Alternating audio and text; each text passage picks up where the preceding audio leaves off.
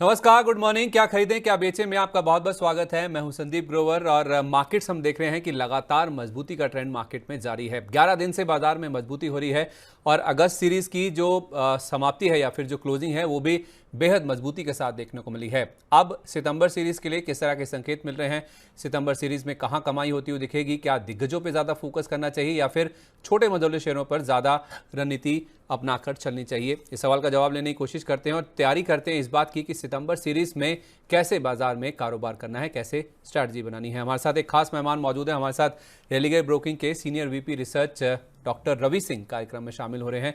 Sir, बहुत बहुत स्वागत है आपका। Welcome to money 9। Very good morning. Good morning sir. और उम्मीद है कि कल की एक्सपायरी के बाद आज हम लोग कुछ अच्छी तैयारी करवा पाएं। बिल्कुल सर, कोशिश यही है कि सितंबर सीरीज के लिए किस तरह से बाजार में स्ट्रैटेजाइज करना चाहिए। जो मजबूत क्लोजिंग हुई है अगस्त महीने की या अगस्त सीरीज की, उसके बाद अब मार्केट में कहां पैसा बनेगा, इसी पर आपसे ज़्यादा चर्चा करने की मैं कोशिश करूंगा। लेकिन थोड़ा सा देख लेते हैं कि बाजार में किस तरह का ट्रेंड देखने को मिल रहा है। 11 दिन से हम देख रहे हैं कि बाजार में लगातार मजबूती जो है वो जारी है। 11 दिन से पॉजिटिव क्लोजिंग मार्केट में देखने को मिल रही है। कल दूसरा दिन लगातार था जब मार्केट में रिकॉर्ड हाई बनते हुए दिखे। निफ्टी करीब 100 अंकों की मजबूती के साथ, सेंसेक्स 350 अंक और बैंक निफ्टी 9 अंकों की मजबूती के साथ बंद हुआ। परसों तो इनफैक्ट लाल निशान के साथ क्लोजिंग हुई थी, लेकिन 25,192 ऑलमोस्ट 25,200 का जो लेवल है वो नए रिकॉर्ड हाई के तौर पर निफ्टी ने छुआ है। सेंसेक्स में भी नए रिकॉर्ड हाईज बनते हुए दिखे हैं। 82,285 का जो लेवल है वो इंटरडे में सेंसेक्स ने छुआ था, जो कि नया रिकॉर्ड हाई लेवल है। लेकिन बैंक निफ्टी में हम देख रहे हैं कि जो 51,368 का हाई बना था इंटरडे के दौरान, वहां से करीब 216 अंकों की गिरावट के साथ क्लोजिंग हुई। नो डाउट 9 अंकों की मजबूती लेकर बैंक निफ्टी बंद हुआ, लेकिन हायर लेवल से जो प्रॉफिट बुकिंग है वो भी साफ तौर पे नजर आ रही है। तो 25,200 को छूने की कोशिश जरूर करी मार्केट्स ने, नया रिकॉर्ड हाई जरूर बना है। लेकिन सर 25,200, कल हमारे साथ अरुण मंत्री जी भी जुड़े थे, वो भी यही कह रहे थे कि 25,200 का जो सिग्निफिकेंस है वो काफी ज्यादा है। क्या आपको भी लगता है सर सितंबर सीरीज के लिए ये 25,200 ही हर्डल है, एक नया रेजिस्टेंस है ये निफ्टी के लिए? देखिए, फिलहाल तो मुझे ऐसा कोई खास रेजिस्टेंस स्ट्रांग दिखाई नहीं देता, क्योंकि निफ्टी काफी बुलिश है और ओवरऑल जो जिस हिसाब से डेरिवेटिव डेटा यहाँ पर शो कर रहे हैं वो ये दिखा रहे हैं कि 25,350 और 25,500 और 25,750 ये लेवल्स थोड़े ज्यादा इंपॉर्टेंट होंगे कंपेयर टू कि आप छोटे स्मॉल यहाँ पर जो है वो रेजिस्टेंस आपको जरूर देखने को मिलेंगे। लेकिन फिलहाल अल्टीमेटली जो है वो तेजी के दौर यहाँ पर अभी और बनते हुए नजर आ सकते हैं। और डेरिवेटिव डेटा तो कहीं ना कहीं से जरूर शो कर रहा है जिस हिसाब से यहाँ पर अभी वाइज शिफ्टिंग हुई है वो ये साफ साफ नजर आ रही है कि 25,350 तक अभी निफ्टी में बहुत ज्यादा कुछ डिप के संकेत यहाँ पर नहीं दिखाई देंगे।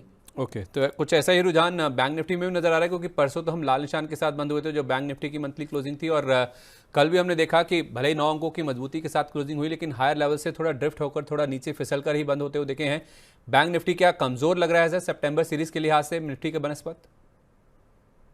नहीं, मुझे ऐसा लगता है कि इनफैक्ट बैंक निफ्टी शायद ही अगर अगला पूरा महीना देखे, सितंबर देखे, तो आउट परफॉर्म करता हुआ नजर आ सकता है। और निफ्टी के कंपैरिजन में तो जरूर आउट परफॉर्म करता हुआ नजर आ सकता है, क्योंकि ज्यादातर बैंकों के शेयरों में आपको अब एक कंसोलिडेशन देखने को मिल रहा है, ब्रेकआउट के संकेत यहाँ पर बन रहे हैं। दिग्गज स्टॉक्स की बात करें जो बैंक निफ्टी के हैं, जिसमें आपके एचडीएफसी, आईसीआईसी और एसबीआई, इनको अगर आप फोकस करें तो इनमें एक अच्छा ट्रैक्शन यहाँ पर वापस से देखने को मिल सकता है। तो फिलहाल बैंक निफ्टी की अगर बात करें तो मुझे लगता है कि अगर पूरे हफ्ते के हिसाब से अगर स्ट्रैटेजी बनानी है या अगले महीने के हिसाब से स्ट्रैटेजी बनानी है तो बुलिशनेस यहां पर रखनी चाहिए।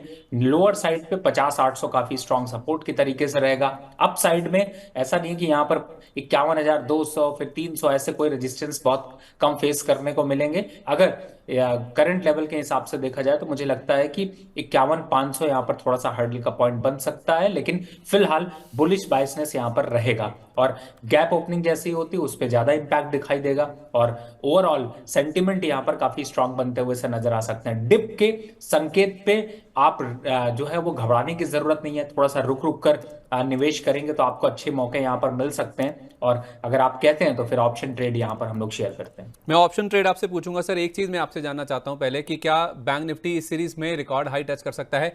वो इसलिए है क्योंकि ये जो सीरीज है बहुत इंपॉर्टेंट है, बहुत सारे इवेंट्स इसमें लाइंड अप है और सबसे इंपॉर्टेंट है एक तो यूएस के जो रोजगार के आंकड़े हैं वो आएंगे 6 तारीख को, और 16-17 तारीख को फेड की बैठक होने वाली, जिसमें कहीं ना कहीं 25 बेसिस पॉइंट तो बाजार मान के चल रहा है कि फिक्स ये रेट कट होगा ही होगा।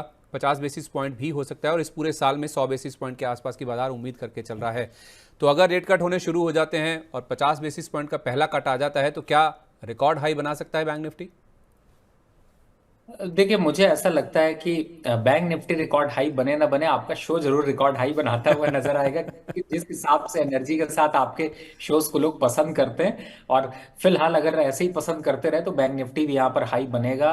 और फिलहाल अभी जो सितंबर और अक्टूबर का महीना है, ये इनफैक्ट सितंबर अक्टूबर के बजाय शायद मेरे ख्याल से, हम तो शो डेली कर रहे हैं, लेकिन लॉन्ग टर्म अगर व्यू के हिसाब से मुझसे पूछे तो मुझे लगता है कि नवंबर और दिसंबर तक अब मार्केट में कोई करेक्शन के बड़े संकेत नहीं दिखाई देंगे, तो हम लाइफ टाइम हाई हर महीने में एक हिट होता हुआ जरूर देख सकते हैं। तो नवंबर तक मार्केट में करेक्शन के कोई बड़े संकेत यहाँ पे नज़र नहीं आ रहे हैं। एक बड़ी पॉजिटिव बात है, बुलिश बात है जो कि आपने कही है। सर, आपने ऑप्शंस की बात कही, मैं इनफैक्ट अपने दर्शकों के माध्यम से ये कहने ही वाला था कि आप अमूमन हमारे साथ वीकली एक्सपायरी या मंथली एक्सपायरी के दिन जुड़ते हैं, लेकिन अब मंथली एक्सपायरी हो चुकी है। आज आप सीरीज़ के पहले दिन हमारे साथ जुड़े हैं, तो पूरी सीरीज़ के लिए अगर आप निफ्टी और बैंक निफ्टी की कोई स्ट्रैटेजी ऑप्शंस में सुझा पाएँ प्लीज़। देखिए, दो तरीके की स्ट्रैटेजी यहाँ पर बना सकते हैं। जो इंट्राडे के हिसाब से ट्रेड कर रहे हैं तो उनको भी तो एक स्ट्रैटेजी संदीप जी यहाँ पर बतानी जरूरी है, और आज आपको फोकस ये करना है कि 25,100 नोट कर लीजिए या फिर 25,150, इन दोनों पे नजर रखिए। और इन दोनों पे क्लोजिंग जो आई है वो आई है 200 और 170 के पास। करना क्या है, अगर 25,100 का जो कॉल है, जो 200 रुपए क्लोज हुआ, 210 के ऊपर जाते ही आपको बुलिश संकेत बढ़ जाएंगे, बाय कर लीजिएगा। अगर इसको बाय नहीं करना हो, सस्ता बाय करना हो, तो 25,150 वाला बाय कर लीजिएगा। अप साइड टारगेट देखते हैं तो मुझे लगता है कि कम से कम 30 से 40 रुपए इंट्राडे में बड़ी इजीली सेफ्टी के साथ 25 रुपए के स्टॉप लॉस से मिल सकता है। और दूसरी साइड पे अगर आपको लगता है कि नहीं, इतना बड़ा हमें नहीं करना, थोड़ा वीक साइड पे आते हैं, तो 25,350 वाला कॉल पे नजर रखिए। कितनी नजर रखनी, जैसे ही ये 80 रुपए के ऊपर निकलता है, क्लोजिंग हुई है 70 रुपए की, 80 रुपए के ऊपर निकलता है तो बाय करना है। टारगेट कितना होगा, 110 रुपए का, यानी कि इतना आपको लेवल्स यहां पर देखने को मिल सकते हैं। अब आ जाते हैं जो महीने की स्ट्रैटेजी बनाते हैं, हफ्तों के हिसाब से स्ट्रैटेजी आप लोग ट्रेड करते हैं, उनके लिए एक क्रेडिट स्प्रेड। पहला, देखिए इस समय अगर आप ऑप्शन को वॉच करेंगे तो आपको 50,300 और 50,350, ये वाले जो ऑप्शन हैं इनके प्रीमियम 50 और 70 रुपए के पास मूव करते हुए नजर आ रहे हैं। आपको करना है 2:3, यानी कि क्रेडिट में बनाना है। क्रेडिट में बनाने का मतलब क्या है कि जिसको खरीद रहे हैं उसका प्रीमियम होगा कम, और जिसको बेच रहे हैं उसकी क्वांटिटी होगी दो, और दोनों का टोटल करेंगे तो आपको क्रेडिट मिल जाएगा। जैसे एग्जांपल के लिए मैं आपको जो कल की क्लोजिंग है उससे एक क्रेडिट स्प्रेड बनाने की कोशिश बताता हूं, जिससे कि आपको काफी हद तक क्लियरिटी मिलेगी। 5 सितंबर का अगर मैं सिर्फ एक वीकली एक्सपायरी लेता हूं तो यहां पर आपको क्या फोकस करना है, 25,300 की कॉल नोट कर लीजिए, उसका प्राइस है इस समय 91 रुपीज। और इसी के अगेंस्ट में अगर मैं 25,400 के प्राइस को जाता हूं तो वो 25,350 के प्राइस को अगर मैं देखता हूं तो वो है 70 रुपए। अब अगर एक के अगेंस्ट में दो करते हैं, यानी कि 25,300 की कॉल को बाय करें 91 में, और 25,350 की कॉल को सेल करें दो लॉट 70 रुपीज, तो 140 रुपए का क्रेडिट होगा, 90 रुपए का डेबिट होगा, तो दोनों मिला करके आपको 50 रुपए यहां पर मिलेंगे। 2-3 दिन बीतेगा, 50 रुपए आपको सेफ्टी में 20-30 रुपए दे जाएगा, प्रॉफिट बुक कर लीजिएगा। स्ट्रैटेजी आप हफ्ते के हिसाब से अगला कैरी फॉरवर्ड कर सकते हैं, यानी कि सेफ्टी में जाते हैं तो यही सेम प्रोसेस आप 25,500 से 25,550 की कॉल पे भी यही चीजें कर सकते हैं, जो कि आपके प्रॉफिटेबिलिटी को धीरे धीरे बढ़ाता रहे। ओके सर, ये जो आपने मंथली जो बेसिस पे क्रेडिट स्प्रेड की बात करी है, स्प्रेड बनाने की बात करी, ये क्या मंथली वाले जो कॉल्स हैं उसमें आप बोल रहे हैं या फिर वीकली में ही? देखिए, शो आपका डेली है तो मैंने अभी वीकली में ही इसलिए बताया है क्योंकि लोगों का इंटरेस्ट वीकली में ज्यादा होता है संदीप जी। और मंथली के हिसाब से अगर जाते हैं तो बहुत सिंपल स्ट्रैटेजी है। 25,300 की कॉल और पुट दोनों के प्रीमियम को टोटल कर लीजिए, उन दोनों के प्रीमियम को यहां पर आप एक बार यानी 26 सितंबर वाला सेल करके चलिए।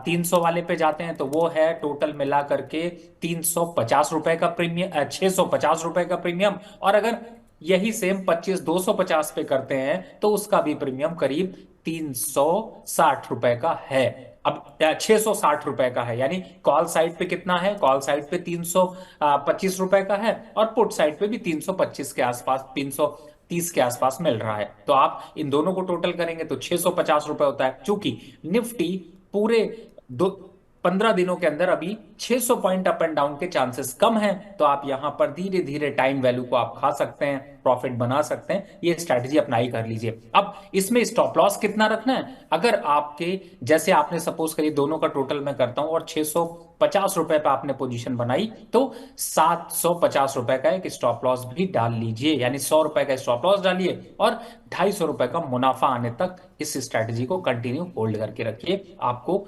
मंथली बेसिस पे एक बढ़िया रिटर्न यहां पर मिलते हुए नजर आएंगे। तो आप कह रहे हैं कि 25,300 का कॉल भी खरीदना है और पुट भी खरीदना है, राइट? बेचना है, बेचना है, दोनों को कॉल और पुट दोनों बेचने हैं। बेचने हैं तो आपको 650 रुपये के आसपास का फिर प्रीमियम मिलेगा, राइट? क्रेडिट होगा। ठीक है, तो फिर उस केस में आपको 750 रुपये का स्टॉप लॉस रखना है। ये मंथली बेसिस पे है, जो मंथली ऑप्शंस है उसके लिहाज से है। और इंटरडे के लिहाज से तो आपको 25,100 25,150 के कॉल आपको बताए गए थे। 25,100 का कॉल का वैल्यू अभी 200 रुपये की है। जैसे 210 के ऊपर जाएगा तो आपको 30 से 40 रुपये इंटरडे बेसिस पे मिल जाएंगे। इसमें 25 रुपये का आपको स्टॉप लॉस रखना है। और जो क्रेडिट स्प्रेड आपको बताया गया है उसमें 25,300 का कॉल 91 रुपये पे एक लॉट आपको खरीदना है, और 25,350 वाला कॉल का एक लॉट जो कि 70 रुपये का है वो 2 लॉट आपको बेचने हैं। तो 140 रुपये आपको आएंगे, 90 रुपये जाएंगे, तो नेट नेट आपको 50 रुपये का जो क्रेडिट है वो मिलता हुआ नजर आएगा। तो ये आपका जो मुनाफा है वो इस हफ्ते के लिहाज से अगर आप देखें तो ये होता हुआ नजर आएगा। और मंथली बेसिस पे तो आपको बोला ही है 25,300 के कॉल और पुट आपको दोनों बेच के चलने हैं। 650 रुपये के आसपास का नेट जो प्रीमियम है वो आपके पास आता हुआ दिखेगा अगर आप मंथली बेसिस पर ऑप्शंस में ट्रेड करते हैं। तो इंटरडे, वीकली और मंथली तीनों तरह की स्ट्रैटेजीज आपको बता दी गई है। पूरी सितंबर सीरीज की तैयारी आपको रवि सर ने शो के पहले 10 मिनट में ही करवा दिया, अगर आप केवल ऑप्शंस में ही ट्रेड करना चाहते हैं। चलिए अब आगे बढ़ते हैं और थोड़ा सेक्टर्स की ओर चलते हैं कि सेक्टर में किस तरह का रुझान देखने को मिला। अगर हम बीते गुरुवार की बात करें तो तेल गैस और FMCG, energy, auto, IT index, ये कुछ ऐसे स्टॉक्स थे जो कि खरीदारी की ओर आपको नजर आएंगे। लेकिन capital goods, health care, pharma और मेटल और मीडिया, ये कुछ ऐसे सेक्टर्स थे जो कि गिरावट के साथ बंद हुए। टाटा मोटर्स गुरुवार को जो एक्सपायरी हुई है उसमें टाटा मोटर्स टॉप गेनर था निफ्टी का। बजाज फाइनेंस, बीपीसीएल, ब्रिटानिया ये भी चलते हुए नजर आए थे। और गिरने वाले शेयरों में आप देखें ग्रासिम, एमएनएम, जेएसडब्ल्यू स्टील और डॉक्टर रेड्डीज ये सबसे आगे थे।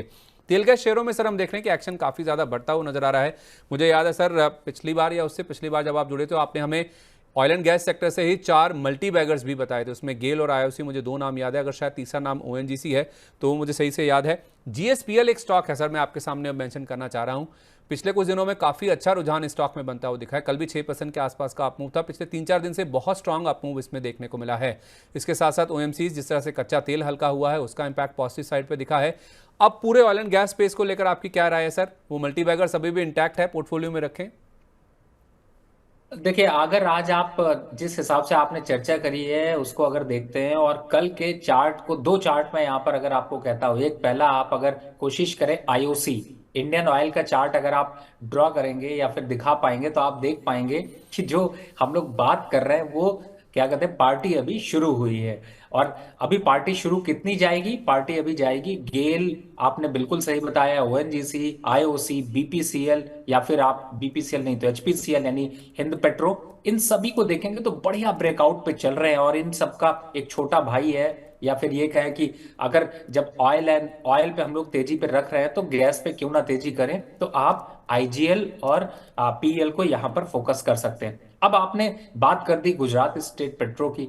सर अभी 480 रुपए से पहले सौदा अगर काट लेंगे तो आपको लोग हंसेंगे कि जल्दी काट लिया, बहुत बड़ा प्रॉफिट आने वाला था। तो फिलहाल जो तेजी है उसका फायदा यहां पर उठाइए और इन काउंटर्स में आप बने रहिए। इनफैक्ट आप जो शो के लास्ट में लेते हैं कि स्टॉक बताना है, एक स्टॉक पहले ही मैं अगर बताना चाहूंगा तो मुझे लगता है आईओसी को यहां पर फोकस करना चाहिए। करंट लेवल पर बाय की रणनीति रखिए, अपसाइड 195 के टारगेट और स्टॉप लॉस 168 का यहां पर बनता है। तो पहला कॉल, यही कॉल मैं आपको अभी एंड में भी देने वाला था, लेकिन आपने चूंकि चर्चा यहां पर ऑयल एंड गैस सेक्टर की है तो मुझे लगता है कि आप इनमें बुलिश रहें, घबराने की जरूरत नहीं, किसी की मत सुनिए, चुपचाप पोर्टफोलियो में पड़ा रहने दीजिए, धीरे धीरे स्टॉक बढ़ाइए, प्रॉफिट अपने आप बढ़ेगा। तो टारगेट 195 का है, आईओसी में आपको खरीदारी करके चलनी है, 168 रुपये का स्टॉप लॉस रखना है।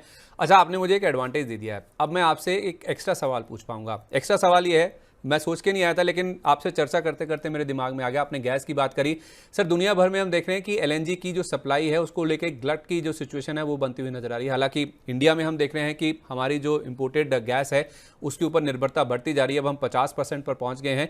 लेकिन जिस तरह से सप्लाई हो रही है और जो कीमतें कम हो रही हैं दुनिया भर में नेचुरल गैस की, उसका पॉजिटिव साइड पे इम्पैक्ट किन शेयरों में देखने को मिलेगा? क्या जीएसपीएल उसी वजह से चल रहा है, कुछ और भी है इसके पीछे?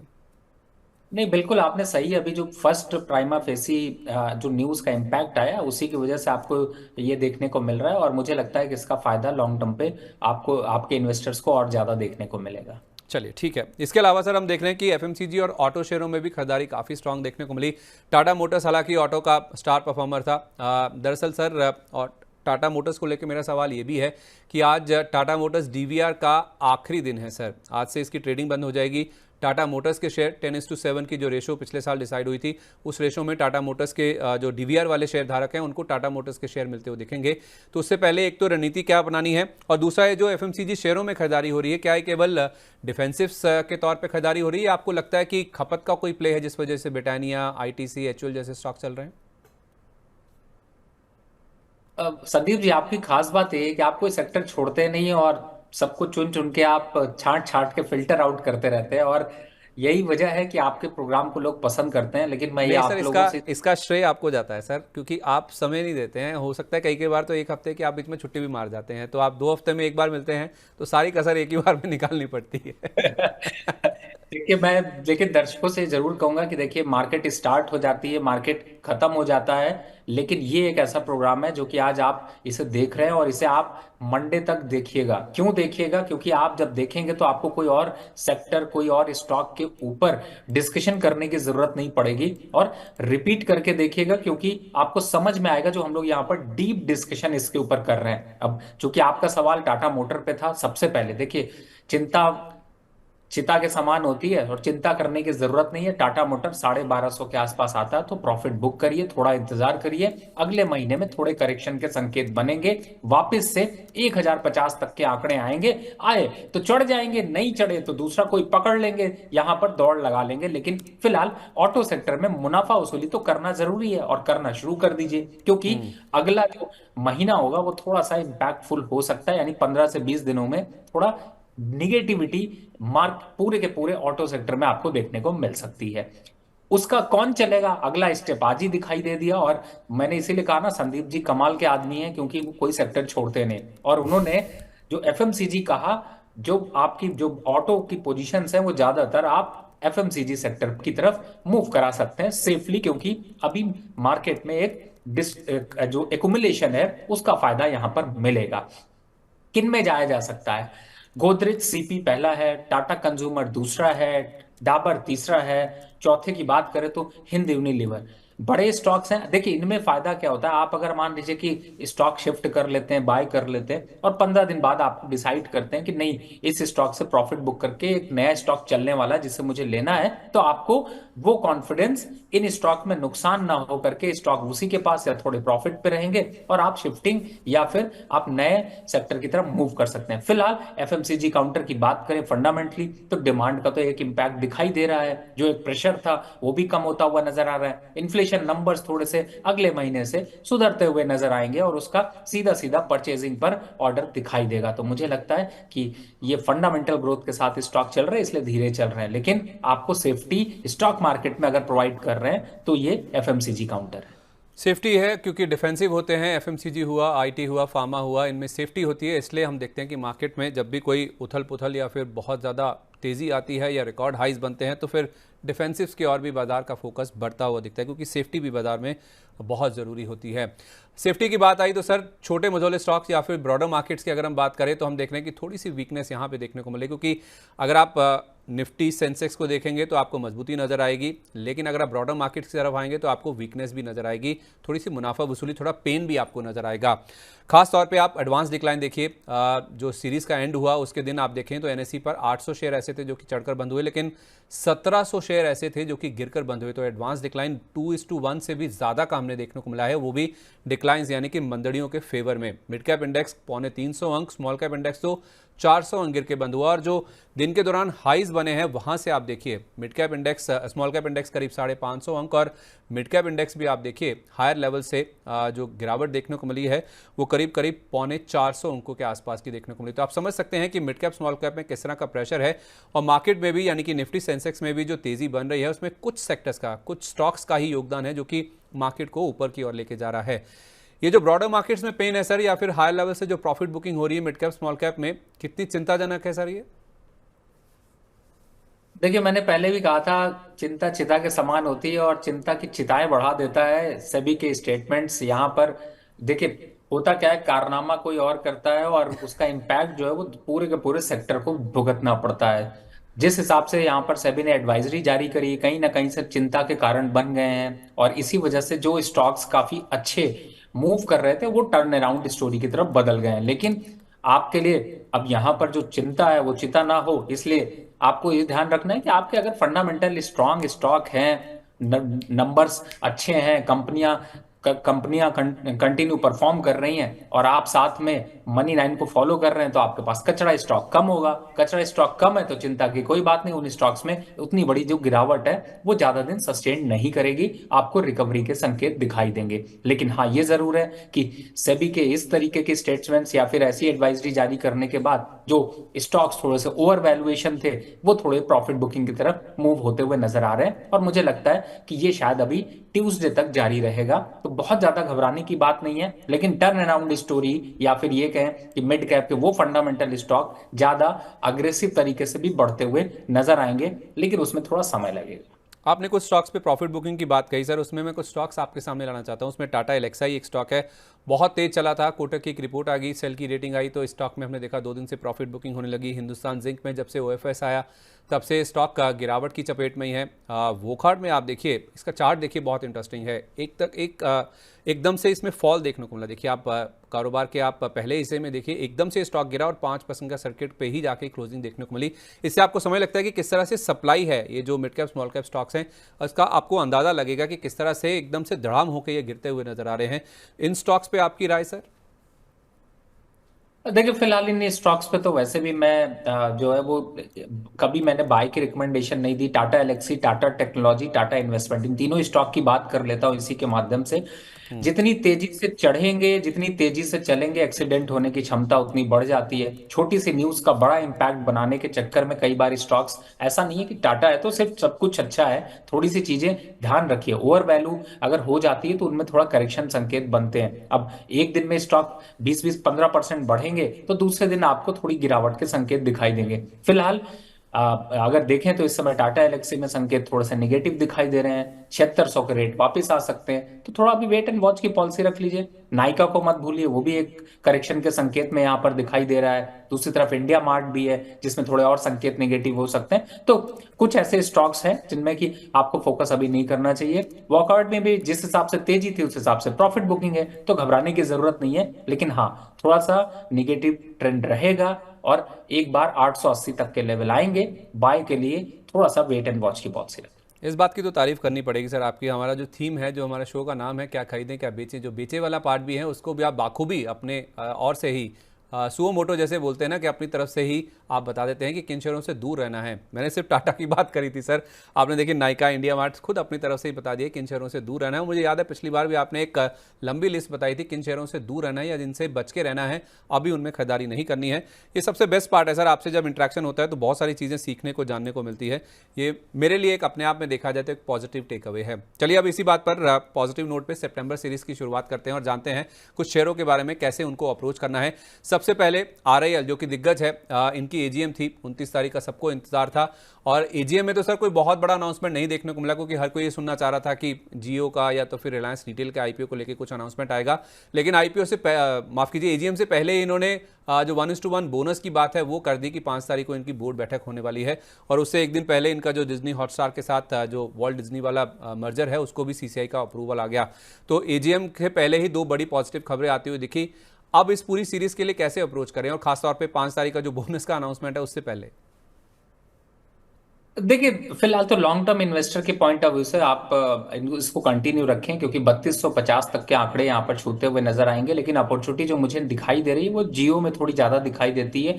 325 पे वैसे भी मैंने पहले भी जो है वो बाइंग के रिकमेंडेशन यहाँ पर रखी है, और मुझे लगता है कि यहाँ से थोड़ा सा अपवर्ड मोमेंटम और बनता हुआ नजर आएगा। तो सेल करने की तो गलती करनी नहीं है, लेकिन आपको फ्रेश बाय कहाँ पर करना है उसके लिए अपॉर्चुनिटी जरूर यहाँ पर देख सकते हो। तो मुझे लगता है जियो थोड़ा सा फाइनेंस यहाँ पर ज्यादा अट्रैक्टिव लग रहा है, उसकी तरफ बाय करिए और इस स्टॉक को सिर्फ कंटिन्यू रखिए। ओके, तो जियो के अगर आप टारगेट दे सके सर, जेएफएसएल की जो बात कर रहे हैं आप? देखिए, इस समय जियो चूंकि करंट लेवल पर यहाँ पर अट्रैक्शन दिखा रहा है, तो मुझे लगता है कि 380 के आंकड़े तक बहुत आसानी से पहुंच सकता है। तो वहां पर फोकस करें। बहुत से लोग ऊपरी लेवल पर खरीदे होंगे तो एवरेज करने का मौका है। स्टॉप लॉस यहाँ पर 300 का बनता है, तो रिस्क रिवॉर्ड रेशियो 1:3 बहुत बेहतर है, मुझे लगता है बाय करना चाहिए। 300 का स्टॉप लॉस, 380 का टारगेट, 1:3 का रिस्क रिवॉर्ड रेशो। रिलायंस के अलावा सर बजाज ग्रुप में भी हम देख रहे हैं कि बड़ा न्यूज़ फ्लो आता हुआ दिख रहा है। माना जा रहा है कि बजाज हाउसिंग फाइनेंस का आईपीओ अगले हफ्ते खुलने जा रहा है। तो अगले हफ्ते जो खुलने वाला है आईपीओ, उससे पहले बजाज फाइनेंस, बजाज फिनसर्व दोनों में ही हमने देखा कल के सेशन में काफ़ी मजबूत बाइंग इंटरेस्ट बनता हुआ दिखा है। लोग कह रहे हैं कि इन दोनों के शेयरों को खरीद लीजिए, क्योंकि आपको शेयर होल्डर कोटा में इन्वेस्ट करने का मौका मिलेगा। और उसका प्राइस बैंड अभी नहीं आया सर आईपीओ का, लेकिन 42 रुपये 40 रुपये के आसपास का जो ग्रे मार्केट प्रीमियम है अभी से ही उस आईपीओ को ग्रे मार्केट देने लगा है। कैसे अप्रोच करें सर बजाज फाइनेंस और बजाज फिनसर्व को, ये जो आईपीओ आने वाला है उससे पहले? देखिए, आज आसमान जो है वो काफी साफ है और वहां पर कई जो है वो तारे दिखाई दे रहे हैं। इस तरीके की पहली बात है। मैं क्यों ये बात कह रहा हूं उसका रीजन समझाता हूं। देखिए, जब फाइनेंस में आप इन्वेस्ट करते हैं तो आपको इस बात का ध्यान रखना चाहिए कि जब तक आपके पास क्लियर डॉक्यूमेंट और क्लियर चीजें ना हो तब तक आप सिर्फ स्पेकुलेशन कर सकते हैं। बजाज के टोटल फंडामेंटल की अगर मैं बात करूं तो चार्ट जरूर यहाँ पर थोड़े से चेंज होते हुए नजर आए और चार्टिस्ट यहाँ पर अब बाय कॉल देते हुए नजर आएंगे। लेकिन आपको करना है प्रॉफिट बुक की तैयारी। 1758 रुपए चल रहा है। 1850 के लेवल मिले, बुक कर लीजिए, निकल जाइए। दूसरा तो ऑलरेडी काफी डाउन है और अभी भी यहाँ पर जो है वो एक थोड़ी सी बढ़त दिख सकती है, लेकिन कितना बढ़ेगा? ज्यादा से ज्यादा जो अभी दिखाई दे रहा है वो 7200 के लेवल आ सकते हैं, लेकिन वहां पर प्रॉफिट बुक कर लीजिएगा। 6800 के लेवल फिर दिखाई देंगे। मैं जो बात कर रहा हूं उसको ध्यान रखिएगा। 3 महीने बाद जब वापस इस वीडियो को देखेंगे तो आपको नया सा लगेगा। अब आता है कि नया आईपीओ आ रहा है तो क्या करना है। देखिए, नया आईपीओ जब आएगा, नंबर्स आएंगे, डिटेल होगी, कितना बेनिफिट होगा, कंपनी को पैसे की कमी नहीं है, और फंडामेंटल नंबर जब आएंगे तब उसका इंपैक्ट देखेंगे। नहीं मिलेगा तो बाद में मार्केट में खुल के नीचे मिलेगा, खरीद लीजिएगा। और मनी 9 को फॉलो करेंगे तो कुछ मिस नहीं कर पाएंगे। सोच, आपसे ज्यादा मेहनत यहाँ पर मनी 9 की टीम कर रही है। देखिए, संदीप जी पूरा शो सुबह आके रिकॉर्ड यहाँ पर कर रहे हैं। पूरी टीम सुबह से आकर लगी हुई है, शाम तक आपको अपडेट दे रहे हैं। उसके बावजूद आप उम्मीद करते हैं कि आप इनसे ज्यादा ट्रैक कर पाएंगे। थोड़ा सा धैर्य रखिए, डिकोड होने दीजिए, फायदा तब उठाइए। चलिए, मिस नहीं करेंगे और आप थोड़ा सा धैर्य रखिए, नंबर्स आने दीजिए, सामने आरएचपी आने दीजिए, प्राइस बैंड आने दीजिए, उस आईपीओ के आने का वेट कर लीजिए, उसके बाद आप यहाँ पे खरीदारी कीजिए। कूदिए मत, अभी भी जल्दबाजी मत कीजिए। ये फिलहाल राय है जहाँ तक बजाज हाउसिंग फाइनेंस के आईपीओ की बात है। सर, इसी के चक्कर में हम देख रहे हैं कि कुछ फाइनेंशियल स्टॉक्स भी हैं फाइनेंशियल स्पेस से, जिसमें पीएनबी हाउसिंग हुआ, जेम फाइनेंशियल, सुंदरम फाइनेंस, हुडको, पीएफसी, आरईसी, इनमें भी काफ़ी अच्छा रुझान देखने को मिल रहा है। थोड़ा थोड़ा बाइंग इंटरेस्ट इनमें भी आता हुआ नजर आ रहा है। फाइनेंशियल शेयरों पे क्या राय होगी सर आपकी? फिलहाल तो इन सभी स्टॉक से अभी बाय करने की बिल्कुल राय नहीं है। 1-2 हफ्ते का भी वेट कर लीजिए। जो ये अभी मोमेंटम है उसका फायदा उठाइए। जैसे आज, चूंकि मैं इसलिए आपको यहाँ पर मनी 9 के चैनल पे बता रहा हूँ क्योंकि आज ही मैंने आरईसी और पीएफसी इनमें जिन लोगों को पहले आपने मनी नाइन फॉलो किया है, तो कमेंट के इसी शो पे जरूर दीजिएगा कि कब आपने बाय किया था। प्रॉफिट बुक की राय दी है, आने वाले 1-2 दिन में अभी प्रॉफिट बुक कर लीजिए, दोबारा निवेश की तैयारी करेंगे। जहां तक पीएनबी हाउसिंग की बात है या फिर दूसरे फाइनेंस स्टॉक की बात है, थोड़ा सा करेक्शन का वेट करिए। जो संकेत अभी बन रहे हैं वो बहुत ज्यादा सेंटिमेंट स्ट्रांग नहीं दिखाई दे रहे। जहां तक अभी जो करंट लेवल है, इसको सिर्फ मुनाफा वसूली के लिए इस्तेमाल करिए। ठीक है, यूबीएस की एक रिपोर्ट भी आई है, काफ़ी ऊपर के टारगेट उन्होंने दिए हैं, तो उसका आप इस्तेमाल कीजिए बेचने के लिए, अपना मुनाफा बुक करने के लिए। ट्रेडर्स का फेवरेट स्टॉक है सर वोडाफोन आइडिया। आज 30 अगस्त है, तो कोर्ट ने सुनवाई के लिए अपनी रजामंदी दे दी थी, 30 तारीख को सुनने के लिए तैयार है। इन्होंने एक रिव्यू पिटीशन डाली थी, जितनी भी इनकी जो देनदारी बनती है उसको इन्होंने कहा था कि कैलकुलेशन डीओटी की ओर से सही नहीं किया गया है, उसके लिए एक रिव्यू पिटीशन या क्यूरेटिव प्ली इन्होंने डाली थी, जिसके लिए सुप्रीम कोर्ट सुनने के लिए रेडी हो गया था। अब क्या फैसला आएगा, क्या इनको कोई राहत मिलेगी, कम पैसा देना पड़ेगा, वो तो मैं नहीं जानता, लेकिन स्टॉक इसके ऊपर रिएक्ट करना शुरू हो गया सर। कल भी 2.5% के आसपास की मजबूती थी। आप खरीदारी करने की राय देंगे सर इसमें? देखिए, 2 हफ्ते पहले भी जब आपने चर्चा करी थी, तब भी मैंने कहा था, इस शो के माध्यम से ही कहा था कि लोग काटेंगे तो नहीं, लेकिन इसलिए आपको बचाना तो पड़ेगा। और अभी टारगेट आपको याद हो, मैंने 17 रुपए 50 पैसे का टारगेट दिया है, तो जब तक वहां मंजिल नहीं पहुंचती तब तक अभी निकलने की जरूरत नहीं है। लेकिन मंजिल के ऊपर और नीचे के भाव को जरूर ध्यान रखिए। 15 के नीचे खतरा नहीं और 18 के ऊपर बढ़ना नहीं, तो इस बीच में है, तो थोड़ा बहुत छोटा मोटा ट्रेड करते रहिए, छोटे मोटे प्रॉफिट लेते रहिए। लेकिन बहुत ज्यादा आप अग्रेसिव कुछ ऐसा सोच रहे हैं तो उसकी प्लानिंग मत करिए। जितनी लिमिट है, पहली बात, 16 रुपए देख करके हो सकता है आपकी लिमिट 1,000 शेयर खरीदने की और आप 10,000 शेयर खरीद रहे हैं, वो गलती मत करिए। जितनी लिमिट है उतने खरीदिए जिसके रिस्क रिवॉर्ड रेशियो को मैनेज कर सके। फिलहाल अभी बाइंग मोमेंटम में 17 रुपए 50 पैसे से 18 रुपए टारगेट दिखेंगे, दिखेंगे तो बुक करेंगे। ठीक है, 17.5 से 18 आए तो प्रॉफिट बुक कीजिए, नीचे 15 के आसपास मिले तो आप खरीदारी कीजिए। एक रेंज में फंसा हुआ है और रेंज में आप बाय सेल करके अपना मुनाफा बना सकते हैं। दो और सवाल हैं सर, दो सेक्टर्स बेसिकली मैं आपसे जानना चाहता हूं। एक तो है फार्मा, और उसमें भी मिड कैप फार्मा। जिस तरह का फिनोमिनल रन हमने इस पूरे सेक्टर में आता हुआ देखा है, अब क्या करना चाहिए सर? आपको क्या लगता है? एफएमसीजी की बात तो हमने कर ली, डिफेंसिव्स में फार्मा में भी हम देख रहे हैं कि डिफेंसिव्स के तौर पे बहुत अच्छी बाइंग देखने को मिली है। Last leg of the rally में चलता हुआ नजर आया। अभी फिलहाल ही आप देखें, लास्ट 1-1.5 महीने से ही कुछ एक्शन बनता हुआ दिखा है। बहुत सारे स्टॉक्स हैं जो कि एक एक दिन या दो दो दिन में काफ़ी अच्छे मूव दिखा रहे हैं। उसमें एसएमएस हेल्थ हुआ, शिल्पा मेडिकेयर हुआ, ग्लोबल हेल्थ हुआ, मेडी असिस्ट हुआ, आरती फार्मा कल चलता हुआ नजर आया था। तो ऐसे कुछ स्टॉक्स हैं सर जिनमें काफ़ी अच्छा मूव बनता हुआ दिखा है। मिड कैप फार्मा या ओवरऑल हेल्थ केयर फार्मा को लेकर आपकी राय सर? संदीप जी, कुछ तो छोड़ दीजिए, बहुत मार्केट के डिस्कशन है, लेकिन फिर भी आप डिस्कशन कर रहे हैं तो मना नहीं किया जा सकता। इस समय देखिए, फार्मा सेक्टर बहुत इंपॉर्टेंट है और यहाँ पर 40% प्रॉफिट जिन स्टॉक्स में आपको आ रहा है उनमें प्रॉफिट बुक कर लीजिए। दूरी किन में बनानी है, जो संदीप जी कहते हैं, उसको यहाँ पर एक बार को देखते हैं। पहला, वॉकहार्ट फार्मा, जिसे अभी मैंने बताया। दूसरा, डॉक्टर रेड्डी। तीसरा, ग्लेनमार्क। चौथा अगर देखते हैं तो सन फार्मा।